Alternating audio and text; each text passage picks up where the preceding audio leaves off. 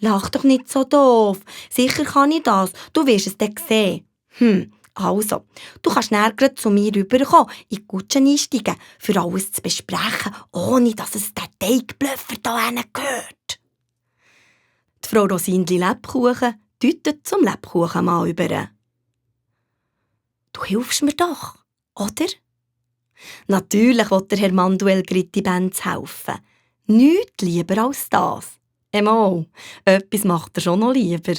Nämlich zum Rosindli Kutsche einsteigen. Aber das darf er ja auch. Er findet alles einfach wie in einem schönen Traum. Alles bis, dass es das Rosindli Lebkuchen wirklich ernst meint mit abhauen. Mist, wenn er sie nur überreden könnte, ihn mitzunehmen. Aber wenn er ganz nach bei ihr in der Kutsche hockt und ihr sagt, er will mit ihr mitkommen, um sie zu beschützen, da grinset sie ihn nur aus. Sorry, bist nicht verrückt, aber ein Gritti-Benz als Beschützer? Nein, das kann sich keine Lebkuchenfrau leisten. Da verreissen sich ja alle das Maul über mich und lachen sich schlapp. Selbst ist die Lebkuchenfrau, du verstehst?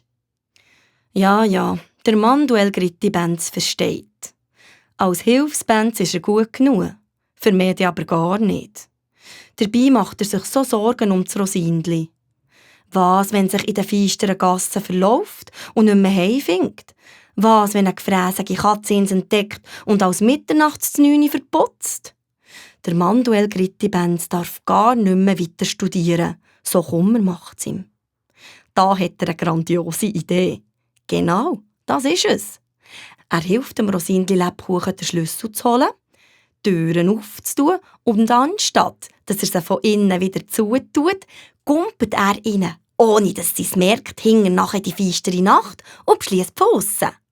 So kann er sie beschützen, ohne dass sie sauer wird und muss nicht die ganze Nacht lang in der Bäckerei von einem Bein auf das andere hampeln und Angst haben.